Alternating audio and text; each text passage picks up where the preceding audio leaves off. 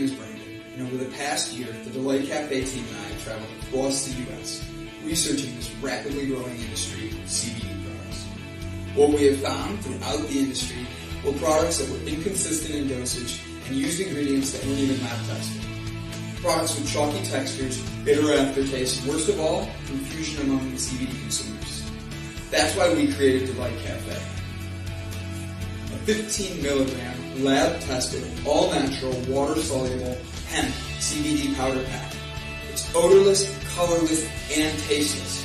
Add it to your favorite drink of choice, wherever, whenever, on the go. Quickly find your calm, your balance, and your delight when you need it most.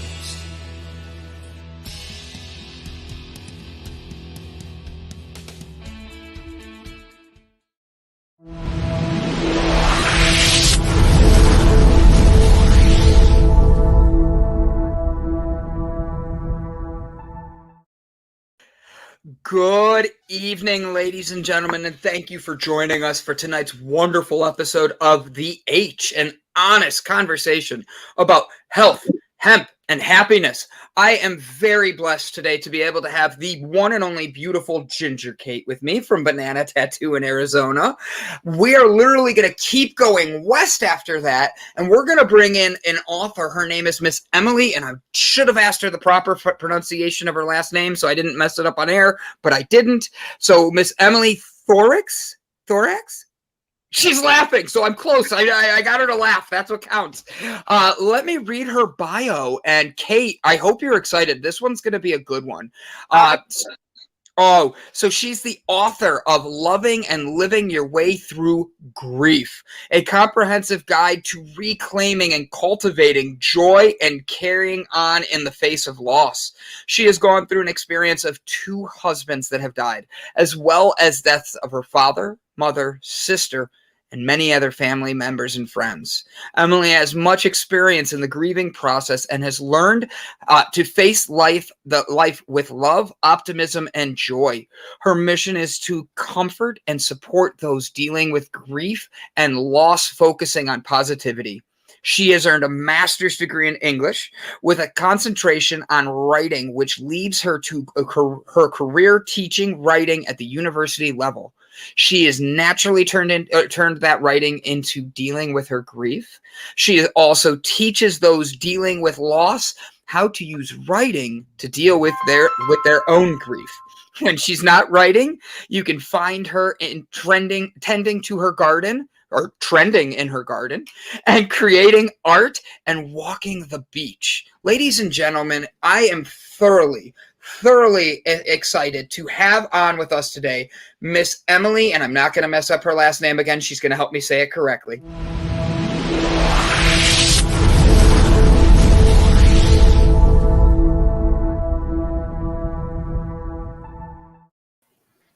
Hello, Emily. How are you? I'm great. Aloha. Aloha. Now, I have to have everybody know, why are you greeting us with aloha? Because I live in Maui, and that's where I'm coming to you from right now. And now is where I get to have my fun. Miss Emily, I want you to know I've offered already before Kate got here. I have offered to be her servant and clean the house, take care of everything. I just want to live in Maui with her. And asked her if she needed a young, strapping, good-looking man to help with that. And she laughed like that. I took it as a yes and started looking up plane tickets. So, Miss Emily, it is a pleasure to have you here today. How do I properly say your last name? It's Thiroux Threatt. Thiroux Threatt. Thiroux Threatt. Can I just call you Emily? Absolutely. Whew, thank God. So, Emily, talk to me about your book. So, this is a fascinating thing because loving, living, and your way through grief. Like, I have to be honest, grief is something that's a sensitive topic for a lot of people.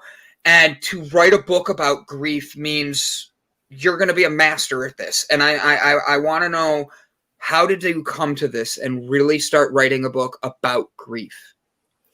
Well, as you mentioned, I did teach writing for a very long time at the university.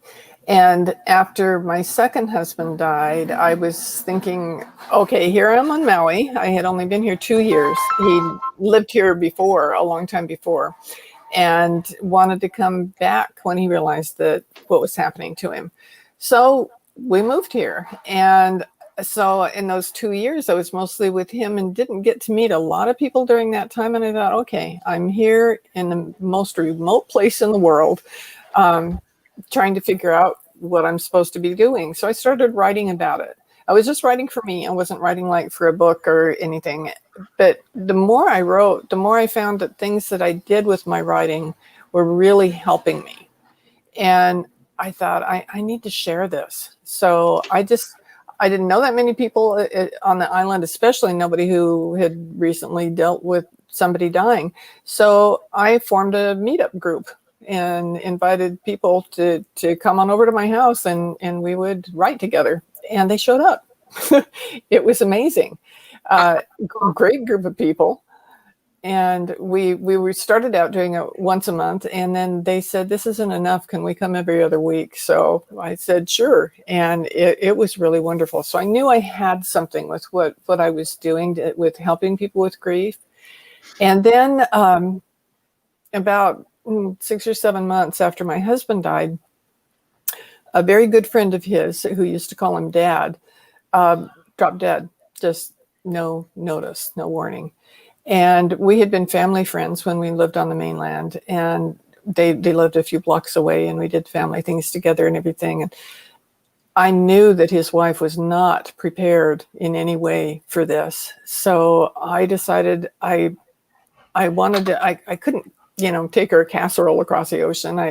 I didn't want to email her because I figured she wouldn't be on the computer. I didn't want to call her because I knew she wouldn't feel like talking right at that moment, because this is just hours after he died. So I sat down and I wrote an email with everything that I could think of that she needed to know right then, what she didn't need to worry about or deal with, and what she did need to think about.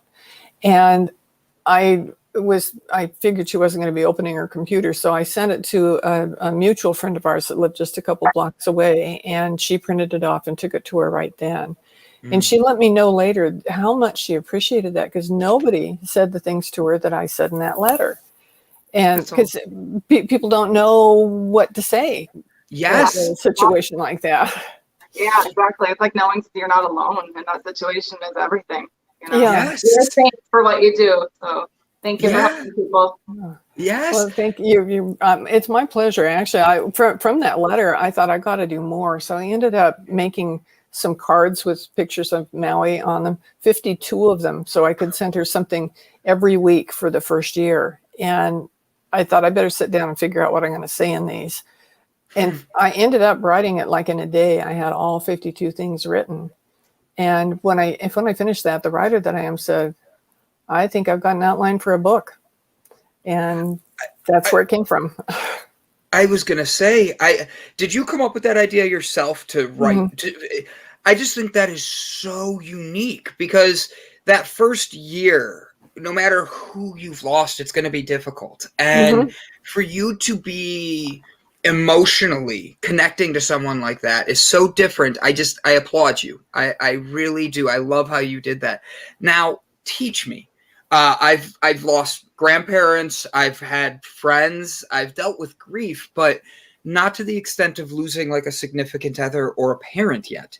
How would you, like, if I'm going to read your book, because I have not read it yet, and I'm actually intrigued to, how would you recommend we start coming and helping ourselves comfort and grief? First, take care of yourself and be easy on yourself.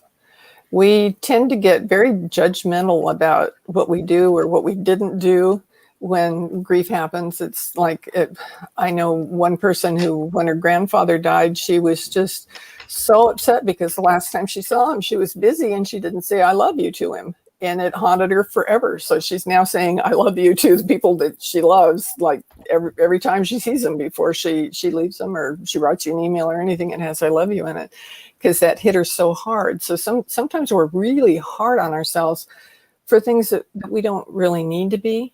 Yeah. And if you can figure out a way to deal with that, like I think it's kind of sweet to hear her say, I love you now, whatever the cause was, Yeah. It's a positive thing. So if you take really good care of yourself and don't just kind of disappear, which is Mm. easy to do. You don't stay in contact with friends and loved ones because it's just too hard to make a phone call or to go to somebody's house. You're waiting for them to come to you, and they're afraid to come to you because they're not hearing from you. So it's important to take care of yourself, and it's important when there is somebody that you would love to even have sit quietly with you and hold your hand. Ask them.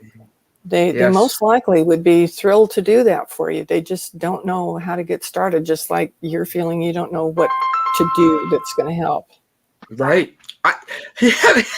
Kate, I'm going to just stop calling you now. You tell your boyfriend to take a break. I'm just kidding. It's my son and it's my business too, so I'm sorry. I apologize. You're good. I understand. I actually have a comment that came in here that's perfect. It goes along with what you're saying. And then I'm sorry, Kate, I interrupted you. We find ourselves lost in that moment. Getting through those moments doesn't have to be a flip of the coin or on our long-term mental health. I think that's phenomenally said. With that being said, how do you respond to people who are dealing with grief to help themselves mentally stay strong and connected with people through a grieving process? Well, I stay in touch with them, and that's a big deal. You wouldn't really realize that. I have, since I did those 52 cards, I've sent them to other people too when it's come up, and they have let me know, that it meant the world to them to get the card every week. They had something to look forward to, that somebody still was thinking about them, somebody still cared about them. Yeah. And they didn't necessarily have to write back. I have had very few people write me back, but they, when the year's over, they always let me know that it just meant the world to them that somebody would keep in touch with them, especially past, after the flowers are wilted and the friends have all gone home. After your celebration, then you're very much by yourself. And if you can do something to reach out to the person in times like this, it's really important. Now, how do you break through to a person that doesn't want anyone around, but you know that they need help? Contact them anyway. Sending them a card in the mail, they're going to open their mail eventually. You can leave messages on their phone. I just called to say I love you. I just called to check in and let you know I'm thinking about you. And if there's ever anything you need, I'm happy to do it. But don't stop when you don't get a response back. Okay. That's the key, is staying in touch and being open to them and not judging them. If they would just want to cry when you're there, then just hold them while they cry. If they want to rant and rave about how their loved one is taken care of, just listen. You don't have to comment on it. You don't have to think you have to do anything about it. It's just very important for the person to be able to express themselves and have somebody that hears them. Mm-hmm. Yeah, so, I've experienced people that kind of have reclused or shut down or take it to the extreme, and they'll try to do things to themselves. And that's where it gets to a point where that's where you intervene, but you have to take other steps too. I know, but how would you approach something like that? With love. That probably sounds kind of corny. Actually, no, not at all, because my necklace that I wear, that's what it says is love. I think that life has to go through everything in life with love. And if you have to, that's the only thing that conquers evil. So. Yeah. And that's the whole thing. If you are dealing with the person with love, then they don't have to do anything to respond to it, but they're going to know that somebody out there loves them. Yeah. And that can make all the difference in the world. So with that being said on that, how can people be there as support? Like, I know for some people, they shut down, like they get recluse. They want to be alone. That's their way of coping. And reaching out is saying, I love you. But let's say somebody's more of a long-term person with this, and you try being there and they keep pushing you away. How do you just keep sending letters? Do you just keep sending messages? Or do you try other ways of connecting with them through grief? Because I think people can get stuck in a mentality like that at times. And that's very difficult when you're trying to help someone to be there when they're stuck in that mindset. One of the things I think is really important is to not assume somebody else is taking care of it, that somebody else is doing something for them. Ooh, Because a point. lot of times you say, well, I can't get a hold of them, but I'm sure that so-and-so is, or that they, they've got contact, or I know they have loved ones that live in the community, or don't justify things or make things up. Yeah. Just do what you need to stay in touch with them. An example for me was I wasn't going out much. I just didn't have it in me to call somebody and say, let's go do something. But a friend of mine called me. Her husband had died about, well, I don't know how long it was before mine, but he died before my husband died. And she called me and said that she, as a fundraiser for a group, a nonprofit in the community, they were bringing Patti LaBelle into town to do a concert. She goes, would you like to go with me? And I said, yeah, because she knew that was something that I wouldn't say no to, because it's a once in a lifetime kind of experience. And I just thought that there's no reason for me to say no.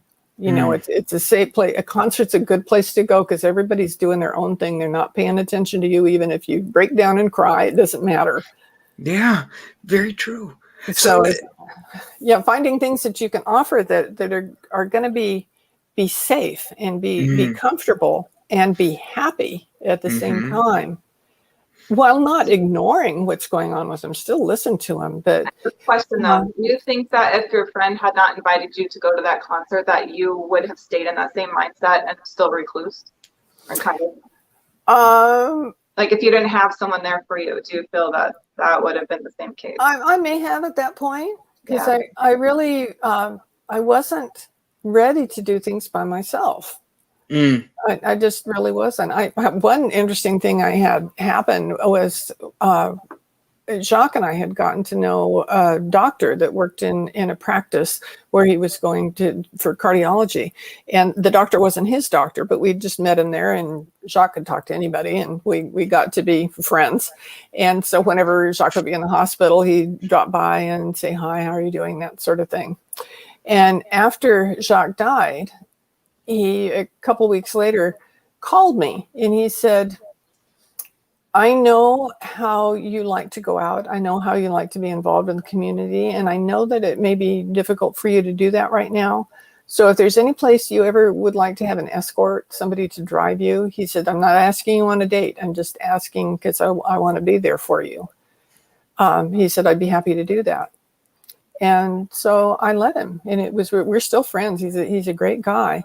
But that meant the world to me, that he just said, here, let me do this for you. Genuine instead of the adverse of trying to take advantage of the situation. That sounds it's refreshing. You needed that, you know what I mean? So that's hard to find someone like that in that moment. Like, and I say this as a guy, but like, how many men actually do that? And it's that automatic thought. Not many. Else right? Yeah. Like Kate and I was gonna ask Kate to move to Maui with me to help you, but I didn't want to come across creepy. I mean, she's already in Arizona, so I'm sure I got kids. We can all help. So I was reading. Lois has another good one. She says, "You're giving great advice. So, some of us cannot ask for help. We don't even realize asking isn't a weakness. A weakness. Greatest unknown healers in grief allowed me to celebrate memories and hug me when the tears came and find peace in love and loving memories." Thank you for talking about this. See, I told you we were going to talk about something good. With that being said, I want to talk about tears. People, like, tears are not a sign of weakness, especially in a moment like this. How, if somebody's grieving and you see them grieving, and I might not know them, like if I see Kate grieving, and I'm not like Kate's best friend in any way, I'm just the handsome guy that she does a show with. But if I see her grieving, I'm going to want to be there and just listen. How can people be around and just showing love and appreciation, especially, I'm asking a trick question here, with the economy we just had? We have a we had lockdowns, we have COVID, and we were dealing with these amount of mental health and things that are broken in ways we've not seen. Now we're trying to comfort people and we're showing love in different ways. How would you recommend breaking barriers through a new time? Not being afraid. Fear is one of the big things that came out of this last year. And really in life, there's two things. Kate, you mentioned the importance of love. There's love and there's fear. And if you can let go of fear, then all there is left is love. And it's important not to be afraid. If you see somebody or you hear of somebody, like people who've lost people from COVID, these things, a lot of them are really tragic, of not being able to be with your loved one, not being able to know what's going on, not being able to hold their hands. And that can be so hard to do. So it's all that much more important to let the person know that tears are absolutely fine. It's okay. They're cleansing. It's important to do it. For me, just recently, my birthday was on Monday, and usually with both of my husbands, they always did a big deal, and we just had a good time some way or another, getting together with other people or just doing something. And this time, I thought, I just feel so incredibly alone this time, and I had tears on Monday. Now, Ron died 6 years ago now. You would think, not 6 years.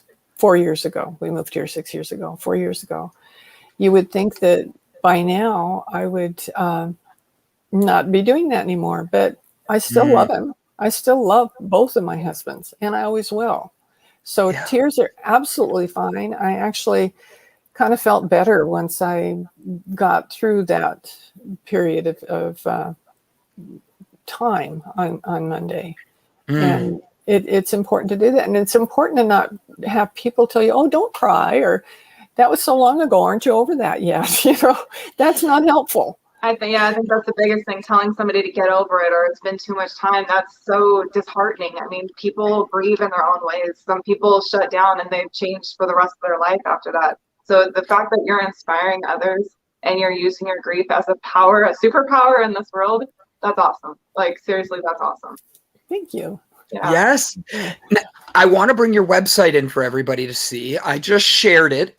This is Emily's website, and I've been having some fun going through this. I was clicking around her blog. I was looking at sneak peek to sign up at her new book. Like, she has a lot. And my favorite is she starts everything with aloha. And I have to be honest, that is my favorite part of her stuff. So I show you this, and then I want to show you guys a little bit more about her, because Emily doesn't just have a personal journey of talking about grief. She literally uses her professionalism to not only sell a book to help you, but she's giving back through the sales of the book. And through each book, she has a social responsibility in business that a portion of proceeds of her book and the classes she teach will be donated to nonprofit organizations with grieving individuals and related issues. Can you tell us about these nonprofits and what made you choose them with such a sensitive topic? Well, the two things, they're both on Maui. And the first one, Nakiki o Amalia, I chose because somebody introduced me to Amalia's mother. And she told me her story, that the mother was a psychologist, and her daughter was pregnant for the first time, and everything was happy and beautiful and everything. And she found a lump in her breast. And the doctor said, oh, it's just because you're pregnant. We'll worry about it later. Well, by later it had metastasized, and she left a young baby. And her mom decided she needed to do something in honor of her daughter. And she was concerned about her new grandson, that he would not know who his mom was and never get to really have a relationship with her, except for the very early part of his life. So she formed this organization, a nonprofit foundation called Nakiki o Amalia, where they provide grief services for children on Maui. And that was something that wasn't really here that much before she created this. And all the services are given for free to any children on Maui who are dealing with grief. And I think that's such a wonderful thing to do. I love supporting it. The other one, the Doorway into Light, is a really interesting organization here on Maui. Bodie B is the person who runs it, and he is the one person on Maui who can do at-sea burials. He's a minister and can do whatever kind of service you want. He does lots of different things. He has kind of a different positive approach to dying. He trains death doulas. He was doing it annually. I'm not sure exactly where that is right now because of the pandemic, but people would come to Maui and do the training to become a death doula. And he also was running something called the Grief Cafe. And I had wanted to get to talk to people who were also grieving, but didn't really know how. And this sounded kind of casual, but it might work. And so I went to it. It was being held at a Mexican restaurant. We drank beer and ate nachos and shared our grief. And it was a wide range of ages of people who were there that had whole different kinds of experiences. It wasn't like all widows. It was people who'd lost a child, people who'd lost a husband. They had to do with accidents. They had to do with suicides. Everybody was in a different boat. But because we were all in that grief boat together, we could let our hair down. We could relax and be able to talk and say anything we wanted to because it didn't matter. It wasn't going to go outside the group. And it was a really, really good thing. And he ended up having because he does so much on the island, was having a challenge keeping it going. So I offered to take it over for him. And I did it for a while until, of course, we stopped being able to meet because of the pandemic. So he does so much for people in a different way and in a very positive way that has to do with death and dying that I like supporting it. And it's kind of, I don't know how to say it, off the beaten path, not your normal grief thing. And I like the idea of having alternative things to do to deal with grief. So that's why I chose those two foundations in particular to be my social responsibility. I love that. Like, honestly, now I have one question with that. I'm sorry, Kate, you get the next one. Okay. I'll bite my lip. I know how much I talk. I apologize. So with that, you said you can come and get a lesson to be a death what? Doula. What is a doula? A doula, most people recognize the word doula in conjunction with people having babies because they have people, it's like a support person through the end of your pregnancy, the beginning of when you have your baby, helping even with breastfeeding, helping you through labor. They're just, it's a support person. Okay. And they're popular really around the world. And I'm not sure where the concept of death doula came from, but it was kind of based on what people do for the beginning of life, doing the same thing for the end. So they'll go and sit with people who are dying. They'll go and sit with their families. They'll do whatever they want to. They are a safe place for the person talking that may feel that they can't express the kind of things they're thinking about and want to talk about to somebody that's really close to them because they don't want to bring them pain or make them upset.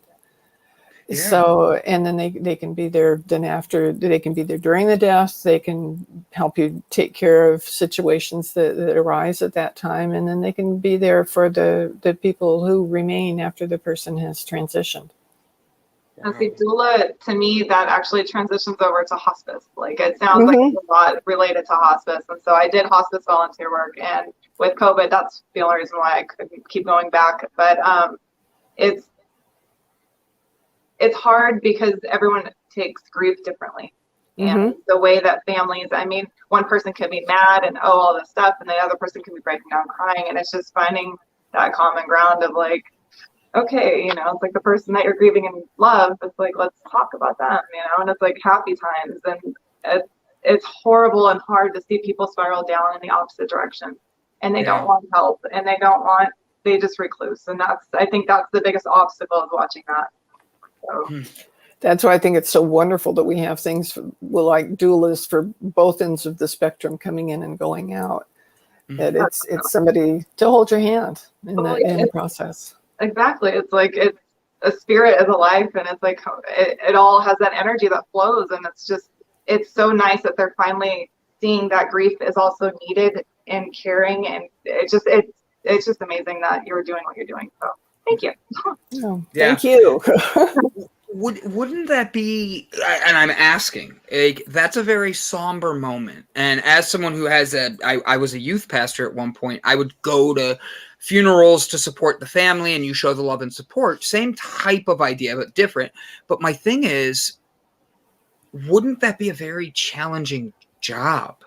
You're dealing with death all the time, and how do you respond to handling that grief? Like, I can't imagine letting that go very easily. I just think of like always taking on everybody's like sadness, and I could be wrong, but like that seems like it would be extremely hard.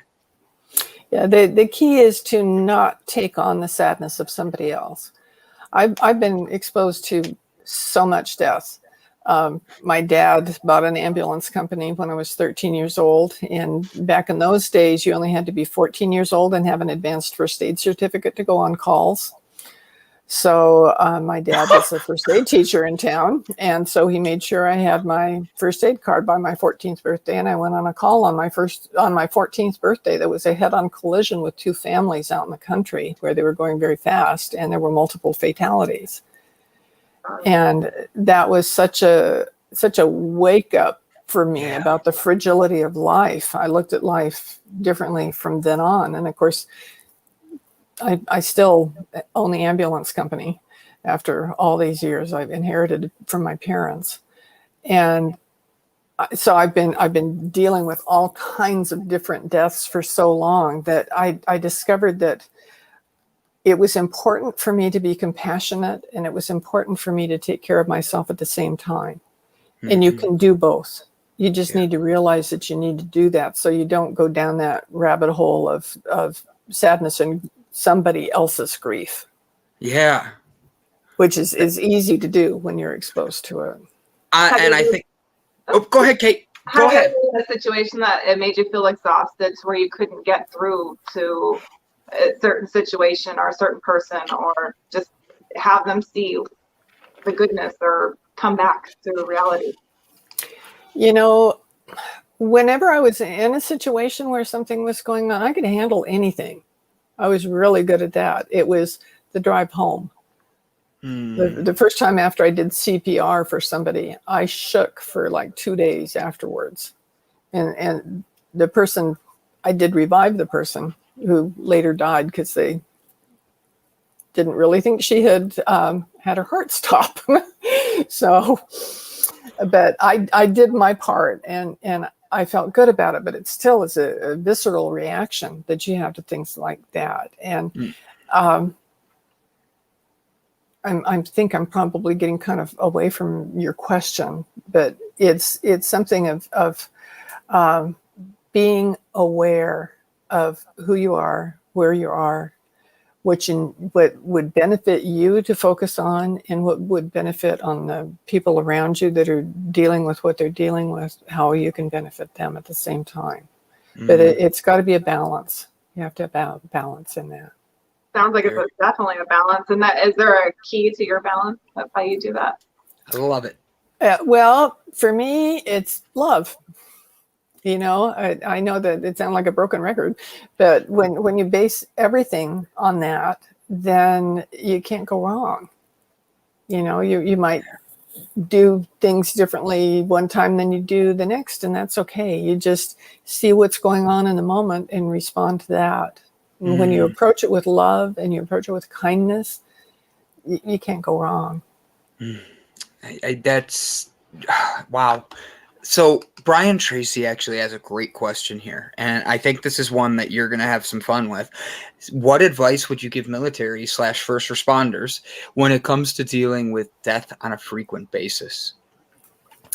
That's a really good question. And frankly, with owning the ambulance company, I've dealt with first responders all my life. Yeah. And what we try to do with them is to make sure that they're supported. If you're that person, if you're the one that works in the ICU and every time you go home, you've lost 3 people that day, that can't help but get to you. If you're the one in the field in the military and you see unspeakable things that are very difficult to get out of your memory, it's so important to have support and to not deal with things by yourself. And if at the start you can't talk to somebody about it, write about it. Write it. You can burn your journal when you're done if you want to, but write about the experience. The more you write the same thing, the less you'll have to write about it. If that makes sense. When Jacques had his first heart surgery, when I first would tell people about what happened and what led to it, this story was long. And I think people were yawning as I was going through it. But the more I told it, and then the more I realized I needed to start writing it down, the more I did that, the shorter the story got every time. And finally I got to the place where somebody would ask me about it. And I said, well, he had to have bypass surgery and he's doing really well now. And that's a difference from that gigantic story. So when you're dealing with somebody that, especially like a buddy in the military, and you lose them right in front of you, that's a trauma that's going to stay with you forever. But love yourself in the process, take good care of yourself, and share it. And it can be sharing it with your journal. It doesn't have to be. Sometimes you think this is just too unspeakable to talk to somebody about. And you may feel that way, and it may be that way, but you can write about it. You can say, this is how I feel, this is what I saw, and you'll find that the more you do that, the less you'll want to do it. And it's not that I wouldn't say get over it. It's that you put it in a special place in your life. It's like you wrote it out of your mind, or not so much out of your mind. That way you don't have to carry it around anymore, like a Post-it note on your brain. It gets lighter and lighter and lighter as you do that. I like that. I like the writing therapy. Actually, I like how you're saying that. You like the writing therapy. So my question for that is, when you tell people that, I've noticed it really does make a big difference writing it compared to talking about it. It's almost like when you talk about it, you're carrying a wooden spoon of emotion that you're re-stirring things up. But when you're writing it, it's like you're taking the recipe and putting it down. And you're letting it be able to come out and be able to be the wonderful thing that it can be, like you're doing with it. How would you recommend somebody starts writing? Especially whether it's anger, grief, sadness, how do you even start? You just sit down and write? Because I can tell you right now, that doesn't work for me. I'll get on the computer and I start to type, and the next thing I know, a social media site bings or an email comes in and I'm distracted. But if I do pen and paper, I noticed I can write, but I can't read it then later. But like, for real, where do you start? How do you break that barrier to get that out of you and writing? I've had several people tell me when they want to come to my writing through grief class, but they can't write, or they don't know how to write. And I say, it doesn't matter. You talk, if you can talk, this is what we're doing. You're kind of talking on paper.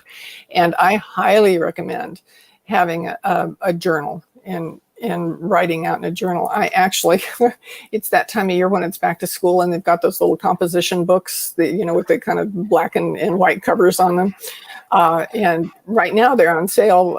They might not be still, but for $2 for $1 instead of $2 or $3 a piece. And so at this time of year, every year I go and buy myself a pile of little composition books. And then I can write as much as I want to about them. I give them to people.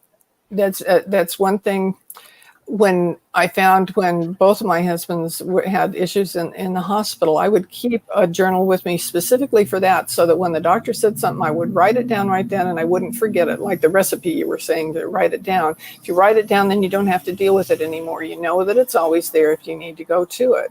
And it's the same sort of a thing with it. So a gift is like that. It's really good. When I find out that somebody's got a loved one in the hospital, I just give them one of my little notebooks. That's why I buy so many of them every year, so I can give them away. Or when they first start a writing class with me, I just give them one of the notebooks and say, start here. You can get a big fancy leather bound journal if you want to, but you don't need to. You just, it's important to, I think the physical process of putting that pen in your hand and writing it down makes a difference. And you'll find that things come out that you weren't even thinking about. If you just free your mind and commit to writing continually, like set the timer for 10 minutes or 15 minutes and commit to writing the entire time and not stopping to think about what you're writing.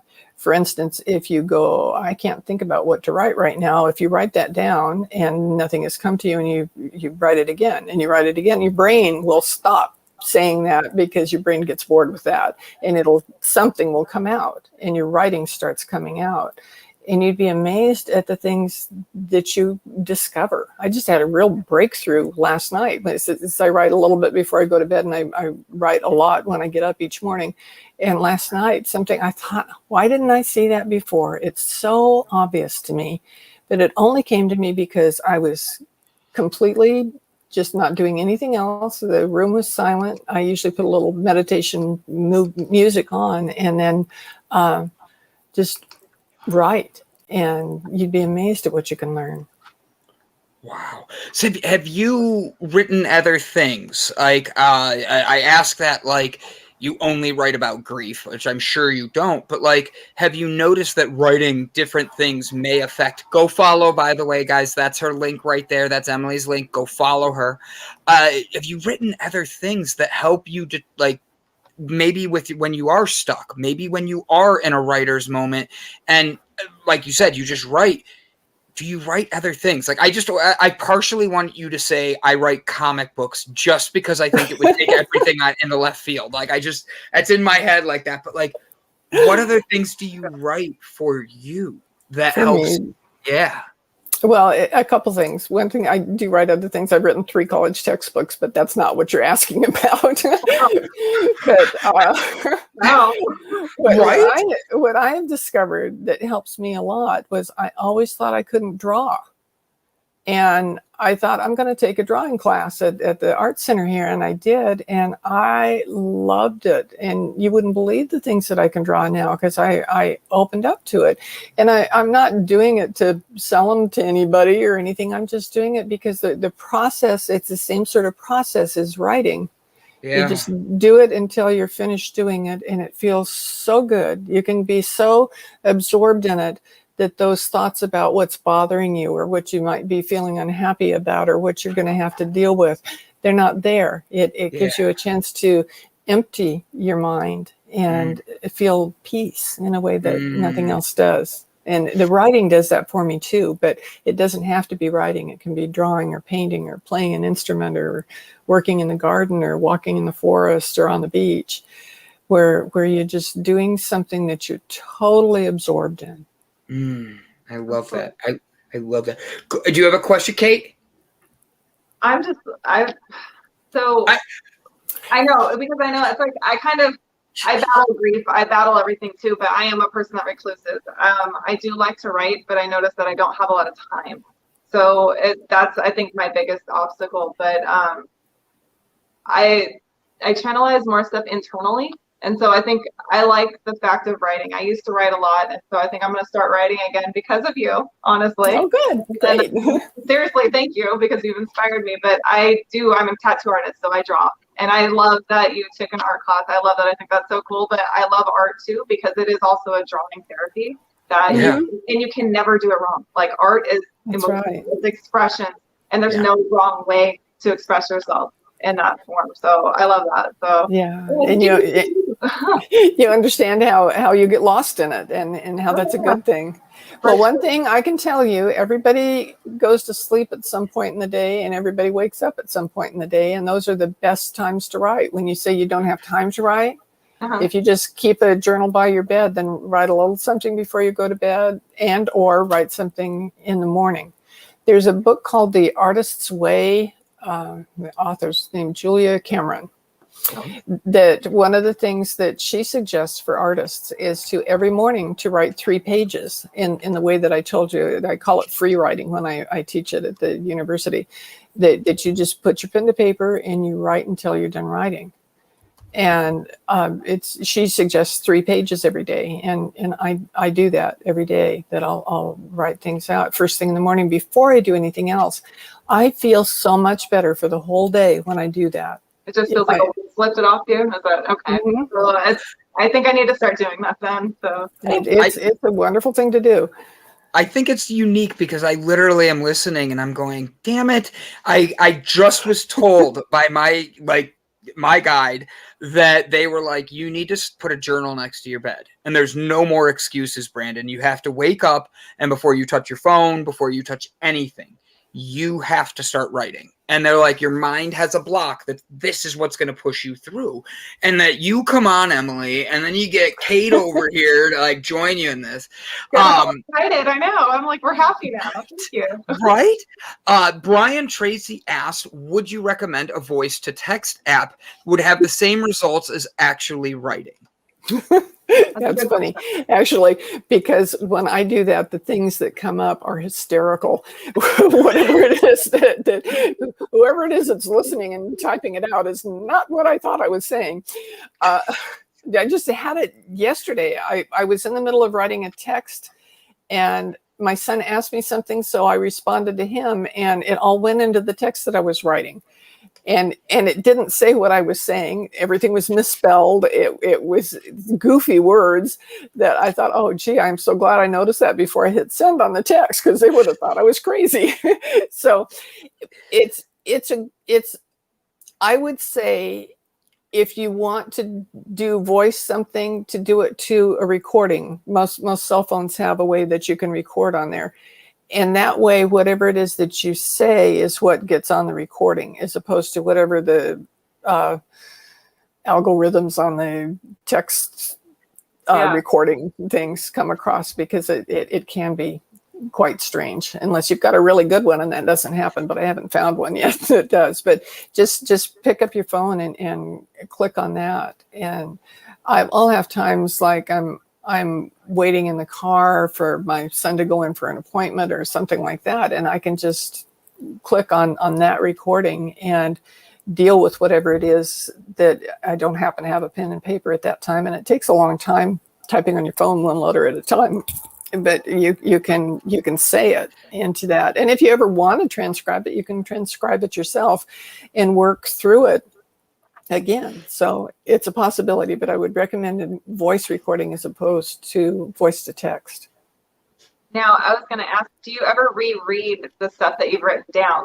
And I know you said you came through a breakthrough just recently, but do you go over everything, kind of comparing notes with yourself? Sometimes I do. Sometimes I'm really surprised. Like when I get to the end of a journal, I just finished one of those composition books a few days ago, and I just kind of flipped back through it, and I thought, wow, what's happened since that? Because it was some pandemic stuff that was in there, and all the things that have happened are things I never would have been writing about before.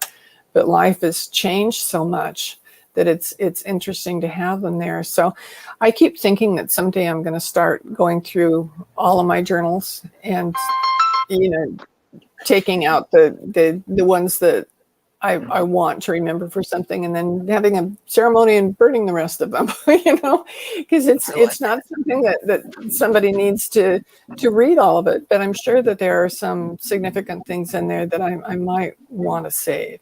I know Ron, my husband, journaled, and after he died, I was looking for his journals and they were gone. There were a couple of them that I think he forgot that he had, because they were only a few pages, and he must have lost them or something. And so I found a few that I thought, boy, I wish I could ask him about what he said here that I hadn't seen him beforehand. But I think my belief is journals are just for you. And if there's something you take out of it, that's great. Something you get out of it, you can do that. Like I get inspiration, my blogs, I write a blog every week that you can sign up for on my website too, and to have it delivered to you, that it just depends on what happens to come out. Like today, I write my blogs on Wednesdays, and I thought, I don't know what I'm going to write about today. And as soon as I said that in my mind, what I was going to write about came to me. And I wrote about comfort today because I bought a bed yesterday because I needed to be comfortable. My bed the mattress had really deteriorated, and I was hesitant to let it go because it was the bed I shared with my husband. And I didn't want to not have that anymore. But I finally realized that I needed to have the comfort of a comfortable bed, that my husband would have wanted me to be comfortable, and that comfort in my life is important. And it's not just the bed, it's just that the bed triggered what I wrote about dealing with comfort. So a lot of times there's really great things that go on in our heads that just kind of pass right on through. But if you even write yourself a note sometimes and then write about it later, I'll do that sometime. If there's something that comes up and I'm in the middle of doing something else, that's a time that I'll use my messages or on my phone, the app where you can just write little notes. And then I can come back next time I'm starting to journal. I'll look at that before I do, and I go, oh yeah, I wanted to think about this and explore this and write about it then. I love I think that's such a great way of helping people because they don't realize they're helping themselves. And it's something as small as just putting it right next to your bed. Now that we're saying this, Lois made a comment and I was waiting to be able to bring this in because I think this is very cute and very touching. Her father left her a note to find after he passed. His final advice, I now hold as my key ingredients to overcoming any loss. He said, find each other. Learn all the special things about each other. You'll never regret it. This removed my fear of death and shaped my view to the beauty of life that lived connecting a unique gift found only in humanity. And I just think that's wow. Right? Like I read that and was like, I can't just bring that in. I have to bring it in near the end to be able to talk about and say, thank you for sharing that, Lois. Now, I'm sharing Emily's book here. Everybody needs to go get it. It's going to be on Amazon. We all deal with grief. And maybe you're not going to send 52 cards. Maybe you're not going to send, you're going to have a hard time connecting with people. But at the end of the day, reach out and send them something through love, whether that is a note or Emily's book. And every copy of every book sold doesn't just help nonprofits. It helps gets me one step closer to living in Maui with her. Okay. So guys, go buy the book. Yeah. But so Emily, the way we end every episode is we actually give Kate, before I get into this, do you have any more questions? I should have asked that before I got it. I did this. I actually, when you said that you would burn the pages that when you were done with them, I've done that with my children when I was going through my second divorce. I had us write letters, and then we all sat around a bonfire and then just got everything out and then just burned it. And they felt so that sense of relief. That just watching the little embers fly up in the air, it was just kind of, it was empowering in a sense, you know. So I like that concept. So thank you for touching base on that one as well. You're welcome. You really hit a very sensitive topic, Emily, and you made it such a conversational piece. And that is something that I think a lot of people need to be able to do in this world. And you honestly opened up your heart to people. And being a program that we focus on having an honest conversation, I thank you for your vulnerability and being willing to come out like this. The way we end every show, though, is we do a positive affirmation. It's hemp day, it's hump day, whatever you want to do. It's the middle of the week, and you want to get through the week with positivity and finish that hump to get into the weekend. All right. So we give a positive way of letting everybody go for the end of the episode. I'll start to show you an example, and then Kate will do one, and then you're going to do one before we say our goodbye. Okay. Okay. Great. All right. So, guys, this episode is one that, yes, we're talking about grief, but the thing is, that journal next to your bed that Emily talked about is so much more. That is your outlet to you. That is your outlet to finding who you are inside your soul. And sometimes we don't even know we have the key ourselves. So take today, put a piece of paper, if you don't have a journal, next to your bed, and just wake up tomorrow morning. And instead of worrying about what Kate and I did on Facebook, turn around and write for yourself. Don't look at your phone. Just look into you. Go in today and try to do something for you. If you didn't get outside today and breathe some fresh air, get out there and breathe some in. Every day is a gift, and enjoy it. Every day, every moment, appreciate that moment and live in love. Always. Love is everything that there is. So live in the moment with love. Very well said. Very well said. So, Emily, thank you. 100%. We actually have a little bit of time left. Usually the goodbyes always end up going a few minutes. So that's why I prepare it. So everybody go to Emily's website. I'm going to bring it up one more time so you could see it to make sure you're going to the right page.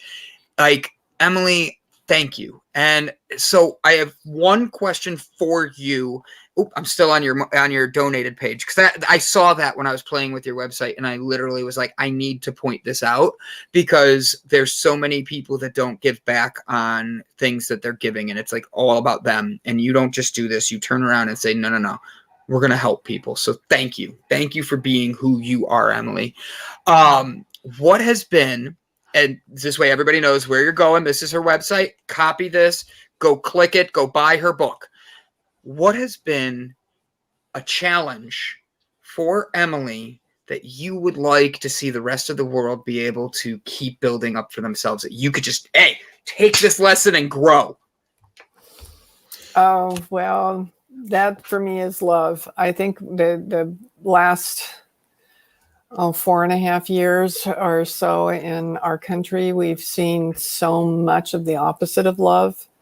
That if we could all just get focused again on doing the right things for the right reasons, being kind to each other, and focusing on what makes other people happy as well as what makes you happy, and always telling the truth, being in full integrity. If we could all do those things, wow, what a wonderful world it would be. Right. Now you're getting into art. Do you have any tattoos? Actually, I have 5 tattoos, little tiny ones on my knees because I had radiation, and they put tattoos to show you when you go in each time, they make sure that they're doing it to the right spot. So I have those 5 tattoos. I have tattoo eyeliner. Okay, cool. I was going to say, Kate, that's up your alley. That's like, I asked because Kate is a tattoo artist, and I read about your art and everything you're doing, and then we got to talk about it.